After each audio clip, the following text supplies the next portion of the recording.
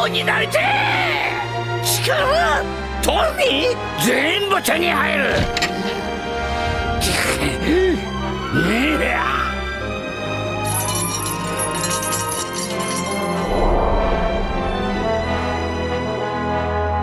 取りに行こうぜ、この世の宝の頂点。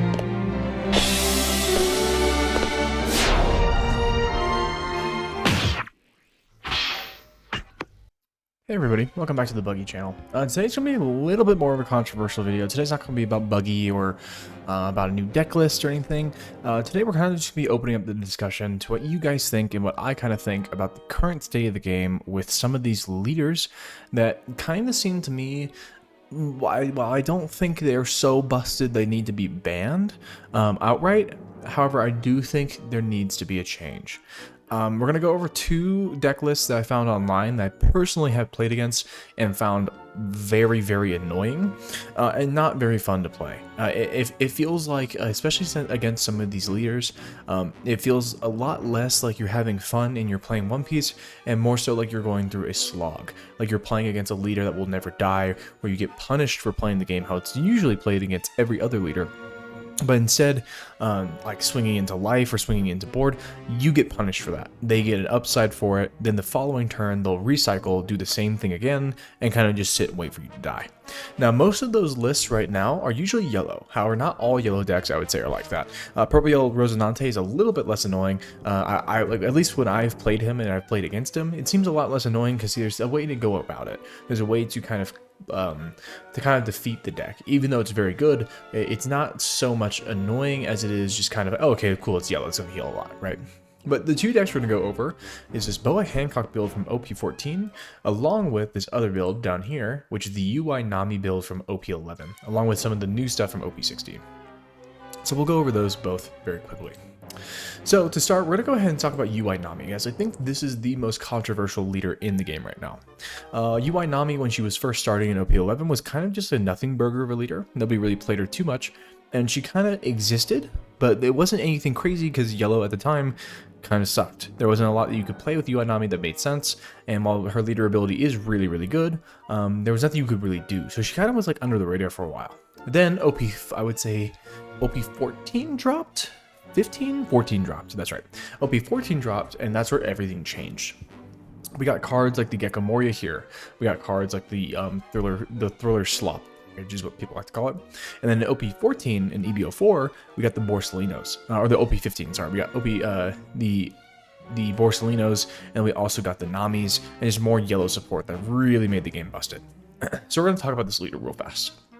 So if you don't know about UI Nami, she's a 5,000 power leader, 4-life blue-yellow Straw Hat Crew leader, where on your turn, once per turn, you may activate this card when a life leaves any life area. Draw one card if you have 7 or more life cards or less cards in your hand. So basically what that means is on your turn, if you take a life via one of your card's abilities, or if you make the opponent take a life, at least only once per turn, you can draw a card. So this is really, really strong, as while your opponent, let's say you swing 7 into your opponent, they take a life, usually that means that they're gaining hand size. They might be losing life, but they are gaining hand size. However, with Nami, you are also gaining hand size without having to lose a life. Or even in some cases when you heal, which we'll talk about some of the cards here in this list in a minute, you are allowed to also draw a card. So you heal 2 cards, draw a card, and then you're just getting so much tempo, also establishing a massive body, which we'll talk about those later. Her second effect is Dawn ×1 on an opponent's attack once per turn. You may trash one card from your hand. This leader gains 2,000 power during this turn. So basically what that means is, let's say our starting hand is just horrid. Let's say we have like just 4 Teaches and 1 Gecko Moria. Let's say the opponent swings a 6 on their 3 Dawn turn. Let's say we're going second. They play like a 2 Dawn Searcher, and then they, or whatever, and they put 1 on their leader and they swing. Let's say we put 1 on our leader. We can trash one of those bricks in hand to then turn our leader into a 7k base for the rest of the opponent's turn, which is extremely good. Once again, UI Nami used to not be that great, but because of how well she can survive, build life, kind of generate a hand size, and just sit there and kind of do nothing until you have no life, or she has way too much in a massive board, it becomes a major problem, where it feels like you're playing against this leader that just never wants to die, plays out these massive bodies that are going to hit you like a truck, and also allows her to heal, making it harder to kill her. Especially with some of the cards in here, which we'll talk about some of the more toxic plays that you can do with UI Nami. It feels like if you swing into her at all, there's a very high chance of her healing that life back entirely while also establishing a board and drawing a card, which is insane. So we're gonna go ahead and go over the deck list real fast. This is a 2 cost, 0 power, 1000 counter young girl. On play, draw one card, trash one card. And the activate main is once per turn, give one rested Dawn card to your Nami. So obviously you're going to be trying to play this to give the rested Dawn to your leader. We already know about the Mr. 3, so I won't cover him. We have the Newgate, which is a blocker, 10 cost 12k. On play, draw 2 cards, trash 1 card, then give your leader and up to one of your characters 2 Rested Dawn cards each. This is also really strong because once again, you can put 2 Rested Dawn cards on your Nami, allowing you to do the opponent on opponent's attack ability, but buffing her to a 7k, while also establishing a 12k blocker. For the Thriller slot package, most of this is triggers that allow you to play one Thriller Bark type character from your trash with a cost of 4 or less. That includes the Hogback, the Perona, and the Kumasi. I don't know, I'm probably saying that wrong. But all of these characters here allow you to play each other from the trash, which is really, really strong, especially since you're going to be trashing a lot of these for counter. This one is more so just a 2k, and you want to have it in trigger for life. The Hogback, however, is a 4 cost 5000 power, 1000 counter. On KO, play one character with a cost of 4 or less and a trigger other than Hogback from your trash. So obviously, because we are only playing these 4 cards that have triggers, we're going to be playing more of these cards back to back. The Perona, however, is the most annoying card of this kind of Thriller Bark package. She's a 4 cost 5000 power, 1000 counter. On play and on KO, up to one of your opponent's characters with a cost of 6 or less cannot attack until the end of your opponent's next turn. Now, this might not seem insane right now. However, we are going to talk about the Gekkomoria card here in a minute that makes this a game-winning card. It's insane, and we'll talk about that in a second. Before we get to that though, we also have the Ronar Zoro. 4 cost 6000 power, no counter. On play, you may trash 1 card from your hand and then heal 1 from the top of your deck. Very, very strong. Once again, another Gekkomoria option. We'll talk about him in a minute. Extremely annoying. The Nami, however, I think is probably one of the more annoying mid-game cards in the deck. She's a 5 cost, 6000 power, 1000 counter. On play, give 1 Rested Dawn to your leader. Then if your opponent has 3 or more life cards, they take 1 life card to put it in their hand. On KO, you may turn 1 card from your top of your life cards face up, play 1 character with a cost of 6000 power or less from your hand. So, basically what you can do, let's say you're playing against a 5 life leader. You'll play this out on your 5 Dawn turn. You give 1 rested to your Nami, allowing you to do the opponent's attack effect, buffing your leader to a 7k. Then also, they will take a life. Then, if they swing into this card and you have another Nami in hand, you can replay the Nami, doing the same ability, and they take the life again. So basically, for 5 Dawn, you are allowing your leader to buff up to a 7k. You are allowing your leader to then, because it's your turn playing it, you draw a card when your opponent takes the life from the Nami effect. So you will play the Nami, give 1 rested, they take the life, you'll draw a card, and then you have the ability to swing 6 and then 6. On the following turn, you can then play another Nami. So let's say they're down at, you haven't swung at all and they've countered out everything. They're down to 3 life. And then let's say they swing into the other Nami that you swung with that turn. You can then play another Nami from your hand, making them take the 3rd life. And let's say none of your attacks have gone through. Doesn't matter if they've taken every single life from this Nami. It's extremely annoying and very hard to play around. The next most annoying card, which this is probably the most controversial card I would say right now, is the Borsellino. I think all of you know about this card, but we're going to go ahead and talk about him. He's a 5 cost, 6000 power, 1000 counter. He's a blocker. On play, if you have 2 or less life cards, add 1 card from the top of your life, or the top of your deck to the top of your life.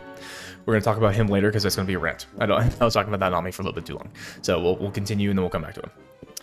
Next, we have the Nico Robin. She's a 7 cost, 8000 power. On play, you may trash 1 card from the top of your life. If your leader has a Straw Hat Crew, which we are in this deck, add 2 cards from the top of your deck to the top of your life. So basically, you're trashing a card from your life, and then you're healing 2, so you're basically only healing 1.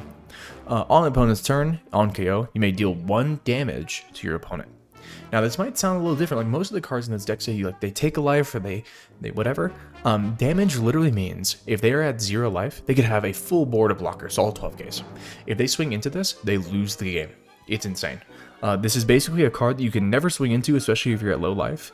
and it's a free 8k swing all day long, and it allows you to heal. Insane. Now we're on to the Gecko Moria, which we'll talk about him a little bit more. He's an 8 cost 10,000 power. On play, play 1 Thriller Bark Pirates type character card with a cost of 4 or less from your trash, or add it to the top of your life cards face up. However, like, this sounds really good. The trigger, however, is where people win games. The trigger is play 1 character card with a cost of 4 or less from your trash.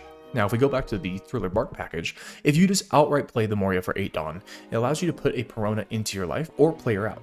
Because you're allowing that trigger, and let's say you have another Perona in trash, you can then trigger into causing one of your opponent's characters to not attack, which is pretty strong. However, if you pull this, let's say this is your last life, right? They've swung with everything. They've won 6 cost body that has all their Dawn stacked up. You're gonna lose. You have no counter in hand. You flip the top card of your life face up when you take the attack. You play the Perona from your trash, freezing that body, and it has just saved you the game. It's an insane trigger. Or what you can do also, if let's say in a very similar situation, it allows you to play the Zoro too. So you can play the Zoro from hand, trashing the card, and then healing another life. So when you would kind of similar to like the Yellow Enel ability, where you were supposed to lose the game, but you healed another life, and now you're back to 1, allowing you to win because you just saved one more. Or you allowed yourself to save that game-ending turn. Insanity. This card right here, I haven't experienced too much UI Nami slop at locals, especially since Buggy does relatively well into her. But this card right here, I know, I've seen it, like especially in the finals at locals, where some people are like, this is the final game everyone's watching. I've seen some guy flip this up top, like the last life, and he survived the game-ending turn and won the game. Insanity. Next card, as you know, this is the new Teach everyone was complaining about. He's an 8 cost 10,000 power. On play, look at the top 3 cards from your deck, add it to any one of those 3 cards to the top of your life, and then place the rest at the bottom of your deck. The trigger is to negate the effect of one of your opponent's characters during this turn, then KO one of your opponent's characters with a cost of 5 or less. Pretty strong because you can just kill a 5k body. But the main thing is you are allowed to look at any top 3. That includes any of these cards with triggers, like the Gecko Moria or any of these, and place it into your life. So if you search top 3 with this guy, you find a Gecko Moria, you put it into your life, you have a Perona in trash, you just saved yourself a turn, healing a life, and establishing a freeze body that will allow you to heal, or you can you play the Zoro, trash a card, and then heal again. It's insane. And then obviously we have the Will You Be My Servant searcher. It's just a 1 cost searcher if your leader is Nami. Look at the top 4, reveal 1 card with a cost of 2 to 8 in any card, and then add it to your hand, and then place the rest at the bottom of your deck. So, I know I covered that very quickly. I was running out of breath there. But the main thing with this deck, and I think the main reason why people do not like UI Nami, the main reason I do not like UI Nami, is because you kind of sit there and do nothing. As you can see, none of these cards really apply a ton of pressure, maybe except for the Nami here. They're all about just sitting, healing, surviving, and building bodies. Or freezing your opponent's character so they can't swing, so you can heal more and establish bigger bodies. So obviously, like let's say you're going second or you're going first. So on your second Dawn turn, you're going to play the young girl, giving 1 rested to your leader, and then allowing yourself to become a 7k base, which most of the time on the opponent's 3 Dawn turn, they're not going to be able to do any damage to you.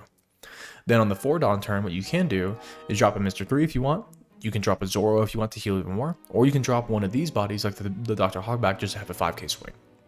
On your 6th Dawn turn, you can drop the Nami, making them take a life. You will draw a card, give 1 rested to your leader, and you have one more Dawn remaining. You also have the girl ability to make your leader, if you want to stack all that Dawn onto your leader, you can make her an 8 and swing for 8.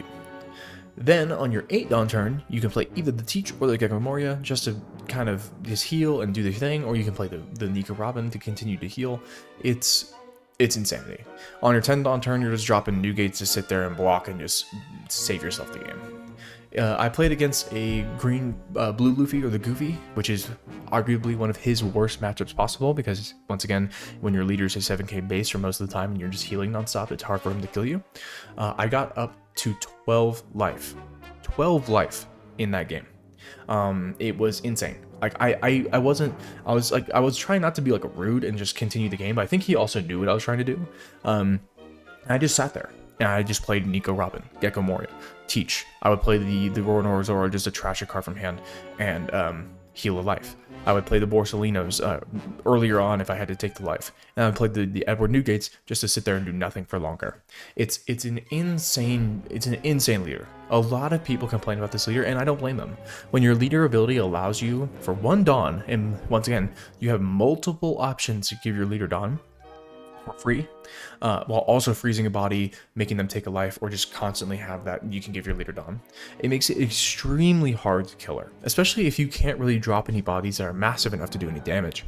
And even by the time you're doing that, you're playing the bigger bodies, usually she's healed so much and it also has bigger bodies to establish, it's hard to really do anything. Especially when these triggers are so broken and can't allow her to win the game. A lot of the time when you're playing against UI Nami, it feels a lot less like a skill-intensive deck, and more so just, did you see the Gecko Moria trigger at your left life? Yes or no? If you did, you win the game. If you didn't, you lost, and it was just pure luck. This probably is one of the most annoying decks in the format right now. And the next one we'll talk about, which is the Boa Hancock, is, I would say, far more annoying, but not as unbeatable. I would say UI Nami is really annoying because it just feels like she's a powerhouse that can't really be beat. Obviously, there's that new black-yellow teach that does really, really well into her. And I know the old black teach from OP09 also does really, really well. However, those are kind of the only two decks that kind of slam her. Every other deck in the format, it's really, really hard. There's a reason you see so much UI Nami slop at every single event. There's a reason why, I'll probably throw it on screen now, that every single ranking has UI Nami almost, if not at the top, every single time, and she's been that way since I think OP14. It's insane. Ever since EBO3 dropped anyway. Insanity. She has won so many games, and I know Purple NL has kind of fallen off, and so has she, because I know Black Yellow Teach is a problem, but she's still up there. And that if that doesn't show you something, I don't know what will. It's insanity. Now we're gonna jump over to the Boa Hancock deck, which I forgot what I talked about. More annoying slop. And this is probably, I would say, unlike the UI Nami, where it feels like this deck where you can't win. UI Nami, sometimes you just sit there and you're like, I'm just getting cooked. There's nothing I can do. Boa Hancock, you can. However, I would say this is far more annoying. So for the Boa Hancock, she's a 5,000 power, sorry, 4 life, blue-yellow leader. Opponent's turn. When you play one character card, or when you play a character, draw a card. We're already really good. So anytime you're playing a character, you're drawing a card. So you're going to go hand neutral whenever you're playing a character. Front on your opponent's turn though. So usually it's from your triggers, which we'll talk about that in a second. Dawn times 1. Once per turn. When your Amazon Lily or Kuja Pirates character with a 5,000 base power or more is KO'd, your opponent adds 1 card from the top of their life to their hand. This is where it gets super annoying, because as you can see, we run a lot of blockers that are Kuja Pirates. So what happens when you like, let's say they swing a 5 into 5? What happens when I have one Dawn on my leader and I block with a 5? They have to take a life. It's insane. And a lot of these leaders, if you can already see this one, is if your leader has Kuja Pirates, play this card. Already insane. You can already kind of see where this is going. So we're gonna step through the deck list really fast. I don't know why this one's on up first. I think it's just because it's blue, but we'll go through it. So this is a Boa Hancock. She's a 4-cost, 6,000 power blocker. On play, look at the top 3 cards of your deck. Place them at the top of the bottom of your deck in any order. Then give one of your 7 warlords of the sea type leader or characters 1 Rested Dawn. So you're gonna play this because she's a blocker. You can then put the Rested Dawn onto your Boa Hancock. The following turn, if they swing a 7, you can then block with the Boa Hancock, making you not take the damage, and then they'll take a life. Insane. Hate this card with a passion in this deck. Next we have the Kazekui Hori. She's really good. She's a 2-cost 0 power, 2,000 counter. You just take 1 life from the top or bottom of your life, and you can put any card from your hand back where it was. Pretty strong. I like this card. I think it's kind of alright in a lot of yellow decks, but the main reason you're doing it here, and the same thing with the following card, which is the Gloriosa, is you're trying to put specific triggers into your life to play out more bodies. So speaking of the Gloriosa, she's a 2-cost 0 power, 1,000 counter. Same thing, you add 1 card from the top and bottom of your life cards, then you can add 1 card to the top of your life cards. The triggers just play the card. So you're just playing this out, taking the top or bottom from your life, and then putting a specific trigger that you want. The next card is the Marguerite. She's a 3-cost 5,000 power. On play, look at the top 5, reveal 1 Amazon Lily or Kuja Pirates, add it to your hand, then place the rest at the bottom of your deck in any order, then trash 1 card. Pretty strong, but once again, that leader ability or the trigger is you can, if your leader has the Kuja Pirates, play this card. Next we have the Ran. She is a Ran. She's a 4 cost, 5,000 power, 1,000 counter. Activate main once per turn. Give 1 rested on or to one of your Kuja Pirates, leader, or character cards. Very strong. This is going to be one kind of similar to the girl in UI Nami. You're just going to be giving your leader a rested on every single time. And then once again, trigger, if your leader has the Kuja Pirates type, play this card. Obviously, we have the Zoro. We just talked about that in UI Nami, so we won't talk about that too much more. But we also have the Boa Sona. I think I said that right? Sonia? I'm going to mess up the names really, really bad. It's been a while. 4 cost, 5,000 power. She's a blocker. If you have 2 or less life cards, play this card. Next, we have the Boa Marigold. 5 cost, 5,000 power, 1,000 counter. If you have 2 or less life cards, this character gains blocker. And then if your leader has the Kuja Pirate type, play this card. Next, we have arguably the most annoying card in the deck. These are the Gorgon Sisters. 6 cost, 5,000 power, 2,000 counter. Activate main once per turn. You may reveal 3 cards of Amazon Lily or Kuja Pirates type from your hand. Then give your leader and all of your characters 1 rested Dawn card each. So let's say you have her on field and you play 10 to play something, maybe like 2 of the Boa Marigolds, whatever. Then you can reveal 3 cards, doing this twice to then give your entire field, your leader and 5 of your characters 1 rested Dawn each. It's insane. But the main thing that pisses people off is not that leader, it's not the ability. The ability is already very strong, but the trigger. If your leader has the Kuja Pirate type, once again, play this card. So you get into this same thing here. We'll cover her real fast. The Shakiyaku, 6 cost, 5,000 power, 2,000 counter. If your opponent has 3 life cards, draw 2 cards, trash 2 cards. That's fine. But if your leader has the Kuja Pirate type, play this card. That's the last of the cards that allow you just to play it from your life. But we have 1, 2, 3, 4, 5, 6, 7 different cards, all that are 4-ofs, that allow us to play them from our life. Insane. Now, on top of that, we have the Gecko Moria to play the Roronoa Zoro from trash to heal more. We have the Teach, which we already talked about, to search top 3, put a trigger in our life, and heal more. We also have the Boa Hancock, which is new, 9 cost, 10,000 power. On play, if your leader has the 7 Warlords of the Sea type, add 1 card from the top of your deck and add it to your life, so heal 1. Then your opponent will take 1 life and add it to their hand. Already insane. You're healing a life and then they're taking a life, establishing a massive body at the same time. The trigger is play 1 character card with 6,000 power or less and a trigger from your hand. Now, what could that possibly be? Oh yeah, all of these. And what are their trigger abilities? If you have 2 or less life cards, play this card. If you are Kuja Pirates, play this card. If you're Kuja Pirates, play this card. You're just playing bodies and bodies and bodies and bodies over and over and over again. And it feels like anytime you're swung into it, you're getting punished for it. Which is, or you're like, let's say you're the opponent in this case. Like if you're playing into Boa and you swing into her, you're going to get punished for it almost every single time. And it's insane. It's very annoying to play against because it feels like you're being punished for playing the game. The final, probably game ending card is the Perfume Femur, which I think we've talked about this maybe once in Buggy, but up to 1 of your 7 Warlords of the Sea type character or leaders gain 2,000 power, and then your opponent cannot activate blocker when the selected card attacks. So basically you're just turning 1 of your blue 7 Warlords into a Roger, basically for the turn. This is the game ender. If you're ever at 0 life, the Boa Hancock player is always going to play Perfume Femur, give 2k, stack the rest of the Dawn, and then just kill you. Now, the most annoying part is that this Boa Hancock is 7 Warlords. So they can tap 2 Dawn, let's say you're under 10 Dawn turn, tap 2 Dawn, turning this into a 12k, then attach the remaining 8, let's say you're at 0 life, swinging a 20k unblockable. The next annoying part is the new Teach, for whatever reason, is a 7 Warlords. It makes sense in the timeline for why, like the art and everything for this character, but it's really annoying because you can do the same thing. You can play this Teach healing 3 life or healing 1 life from the top 3, putting some crazy trigger into life to make you survive that turn. Then all you have to do is the following turn, as long as you survive, which you probably will because you will be putting 1 of these triggers into your life to either heal a life or with the Gecko Moria, playing the Zoro, whatever. Or you can put 1 of these blockers that allow you to play it out. And then the following turn, just slap Perfume Femur on it, 20k to lead, unblockable. Insanity. It's insane. This is, again, one of those yellow leaders that really feels like it's a slog, but for a different reason. With UI Nami, it feels a lot more like a slog because she's unkillable. It seems like every single time you make her take a life, she's going to heal 2 back and establish a big body to hit you harder. With Boa Hancock, it feels like every single time you swing into her, you're getting punished for it by having to take the life. Not only that, she's going to be playing characters from her life all the time.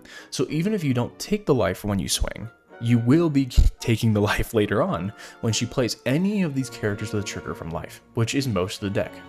So you'll swing into her, she'll play some 5,000 power body you'll have to deal with the following turn. You swing into her, or she'll block with the Boa Hancock, making you take the life. It's insane. Like, both of these yellow decks, I think, arguably are the most annoying yellow decks in the game. Yellow and L, the starter deck Luffy, the Bell Luffy, I believe that's what he's called, the Sky Island Luffy. All those, I think, are a lot more balanced, even with all the yellow slop. Just because they aren't as annoying to play against. They aren't as strong into playing the defense or the board sport. So it kind of feels like you have a chance against them if you play your cards right. With Boa and UI Nami, even if you play perfectly, it still feels like you're being punished every step along the way. Where it feels a lot more like you're playing against the person across from you playing Boa, or the person across from you playing UI Nami is just sitting there waiting for you to make a single misstep that will cause you the whole game.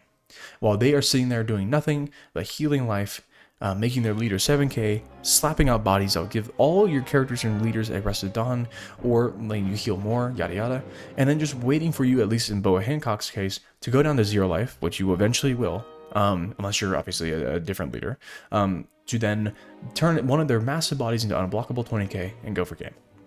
Now, of course, unlike UI Nami, I will say Boa Hancock does have the problem of all her bodies are relatively small, so it kind of like the OP16 Buggy, which we'll talk about later, where it makes it really difficult to get over leaders that are massive, like the purple red Roger, or the or Bonnie, or even UI Nami. It makes it extremely hard to kind of get over those humps, but it's still extremely annoying. Usually, most of the time when you see a Boa player playing it, or a UI Nami player playing at locals, at least from how I've experienced it, is they are apologizing all the time for playing this leader. But it's not because it's like, once again, I play top meta, play what's the best in the game. However, I think One Piece community as a whole can agree that these leaders kind of, like, while they are very good, feel extremely unfun to play against. Usually some of the times where I'm at locals and I see a UI Nami player into a mirror match, they are usually the absolute last players playing while the time limit goes over into overtime. At that point, they're just kind of trying to heal the most before the end of turn 3 and calling it a game. So it's insane. I've also seen some UI Nami players sit there and wait for their opponent on, let's say they're in overtime on turn 3. Their opponent has 1 life, UI Nami has 0, and they have 10 dawn up. And they're supposed to lose the game at this point because they have 0 life. They have to at least hit through. And let's say they can't. Let's say they're playing against a Bonnie and they have like just all massive blockers. And like, cool, I'm gonna win because I have more life than you. Then they slam down the double Borsalino play, healing 2 life, and because they have more life than the Bonnie player at this point, they win the game. Or same thing with the Gecko Moria trigger. They could Gecko Moria trigger into something. Healing with the Roronoa Zoro, then the following turn just dropping a Nico Robin to heal one more time and like ending the game there. Well, like, once again, I have no hatred to any player who plays these decks. I think there's always been some deck in the format that's been very, very good and very, very hard to play against. However, I think UI Nami and Boa Hancock, especially with the new Boa Hancock, even though she's not as busted as she used to be, they both just feel incredibly unfun to play against. Usually you'll see when you play against the UI Nami player at locals, or at least how I've kind of seen it, is I'll sit down, they'll flip over their leader, and I'll kind of just go, okay, cool. The next 30 minutes of my life are going to be just a complete slog where I have to sit there and just pray to God they don't hit every single card they need, because if they do, I'm just going to sit there and keep hitting you over and over again.